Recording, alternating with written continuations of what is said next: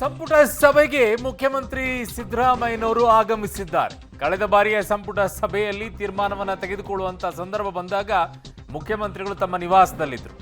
But ಇವತ್ತು ಅವರು ಸಭೆಯ ಒಳಗಡೆಗೆ ಬರ್ತಾರಾ, ಕ್ಯಾಬಿನೆಟ್ ಅಲ್ಲಿ ಇರ್ತಾರಾ ಅವರು ಗೊತ್ತಿಲ್ಲ. ಈಗ ಸದ್ಯಕ್ಕೆ ಮುಖ್ಯಮಂತ್ರಿಗಳ ಮೇಲೆ ಮೂಡಾ ತೂಗುಗತಿ ಏನಿದೆ. ಇವತ್ತು ರಾಜ್ಯಪಾಲರು ಪ್ರಾಸಿಕ್ಯೂಷನ್ಗೆ ಅನುಮತಿಯನ್ನು ಕೂಡ ಕೊಟ್ಟಿದ್ದಾರೆ.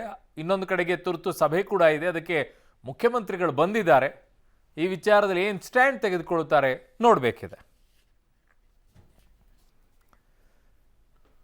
ಪೊಲಿಟಿಕಲ್ ಬ್ಯೂರೋ ಹೆಡ್ ಆಗಿರುವಂಥ ರವೀಶ್ ನನ್ನ ಸಂಪರ್ಕಕ್ಕೆ ಸಿಗ್ತಾ ಇದ್ದಾರೆ. ರವೀಶ್, ಒಂದು ಕಡೆಗೆ ಕಳೆದ ಬಾರಿ ಕ್ಯಾಬಿನೆಟ್ನ ಸಭೆಯಾದಂಥ ಸಂದರ್ಭದಲ್ಲಿ ಡಿ.ಕೆ. ಶಿವಕುಮಾರ್ ಅವರು ಅದರ ನೇತೃತ್ವವನ್ನು ವಹಿಸಿಕೊಂಡಿದ್ರು, ಮುಖ್ಯಮಂತ್ರಿಗಳು ಅದರಿಂದ ಸ್ವಲ್ಪ ದೂರನೇ ಉಳ್ಕೊಂಡಿದ್ರು.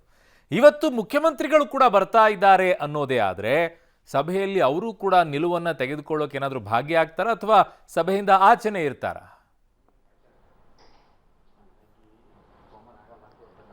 ಅರುಣ್, ಪ್ರಮುಖವಾಗಿ ಅವತ್ತಿನ ನಿರ್ಣಯಕ್ಕೂ ಇವತ್ತಿನ ನಿರ್ಣಯಕ್ಕೂ ಸಾಕಷ್ಟು ವ್ಯತ್ಯಾಸಗಳಿದೆ. ಅವತ್ತಿನ ನಿರ್ಣಯ ಕಾನೂನು ಹೋರಾಟದ ನಿರ್ಣಯ, ಇನ್ನೂ ಕೂಡ ಪ್ರಾಸಿಕ್ಯೂಷನ್ಗೆ ಅನುಮತಿಯನ್ನು ಕೂಡ ಕೊಟ್ಟಿರಲಿಲ್ಲ. ಆ ನೋಟಿಸ್ಗೆ ಕ್ಲಾರಿಫಿಕೇಶನ್ ಅನ್ನು ಕೂಡ ಕೊಡಬೇಕಾಗಿತ್ತು, ಮತ್ತೆ ಆ ನೋಟಿಸ್ ಅನ್ನು ವಾಪಸ್ ಪಡೀರಿ, ಯಾವುದೇ ಕಾರಣಕ್ಕೂ ಕೂಡ ಅನುಮತಿ ಕೊಡಬಾರದು ಅನ್ನೋ ನಿರ್ಣಯವನ್ನು ತೆಗೆದುಕೊಳ್ಳೋದಾಗಿತ್ತು.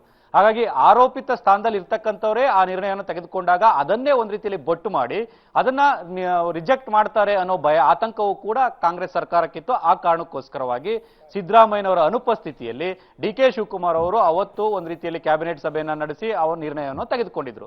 ಆದರೆ ಈಗ ಏನಿದ್ರು ಕೂಡ ರಾಜಭವನ ವರ್ಸಸ್ ಸರ್ಕಾರದ ನಡುವಿನ ಸಂಘರ್ಷ ಇದು ಕ್ಲಿಯರ್ ಆಗಿ ಗೊತ್ತಾಗ್ತಾ ಇದೆ. ಯಾಕೆಂದ್ರೆ ಈಗ ಪುನರ್ ಪರಿಶೀಲನೆ ಮಾಡಿ ಅಂತ ಮನವಿ ಮಾಡ್ಕೊಳ್ಬಹುದು, ನಿರ್ಣಯ ತೆಗೆದುಕೊಳ್ಬಹುದು. ಆದ್ರೆ ಇನ್ನೇನಿದ್ರು ಕೂಡ ರಾಜಕೀಯ ಹೋರಾಟ ಅಂತ ಈಗ ಎಲ್ಲಾ ನಾಯಕರು ಕೂಡ ಒಂದು ರೀತಿಯಲ್ಲಿ ಗುಡುಗಿದ್ದಾರೆ, ಬಹಿರಂಗವಾಗಿ ರಾಜಭವನದ ವಿರುದ್ಧ ಆರೋಪ ಪ್ರತ್ಯಾರೋಪಗಳಲ್ಲಿ ತೊಡಗಿದ್ದಾರೆ.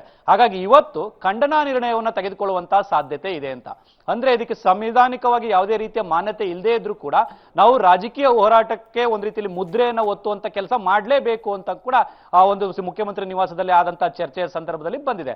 ಆ ಕಾರಣಕ್ಕೋಸ್ಕರವಾಗಿ ಈ ಮೊದಲು ಸಿದ್ದರಾಮಯ್ಯನವರ ಅನುಪಸ್ಥಿತಿಯಲ್ಲಿ ಕ್ಯಾಬಿನೆಟ್ ನಡಿಬೇಕು ಅನ್ನೋದ್ರ ಬಗ್ಗೆ ನಿರ್ಣಯ ತೆಗೆದುಕೊಳ್ಬೇಕು ಅನ್ನೋದಿತ್ತು.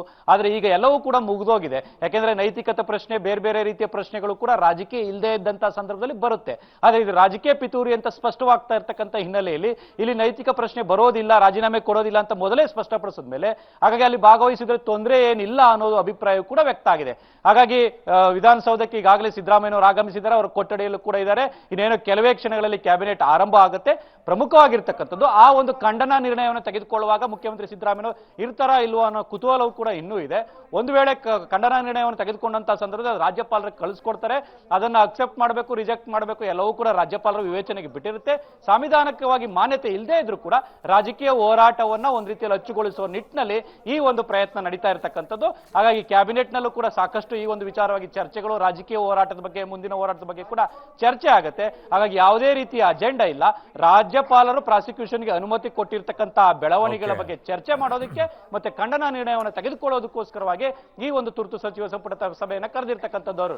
ಓಕೆ ರವೀಶ್, ನಿಮ್ಮೆಲ್ಲ ಮಾಹಿತಿಗೆ ಧನ್ಯವಾದಗಳು. ಸರ್, ಈ ರೀತಿಯ ಸಂಕಷ್ಟವನ್ನು ಸಿಎಂ ಸಿದ್ದರಾಮಯ್ಯನವರು ಫಸ್ಟ್ ಟೈಮ್ ಫೇಸ್ ಮಾಡ್ತಿದ್ದಾರೆ.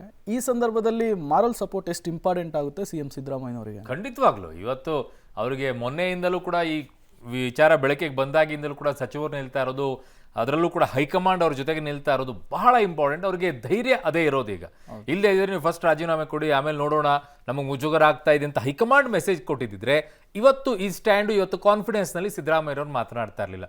ಅವರಿಗೆ ಕನ್ಫರ್ಮ್ ಆಗಿದೆ ಈ ವಿಚಾರದಲ್ಲಿ ಬರೀ ರಾಜಕೀಯ ಇದೆ ಅಂತ ಹೇಳಿ.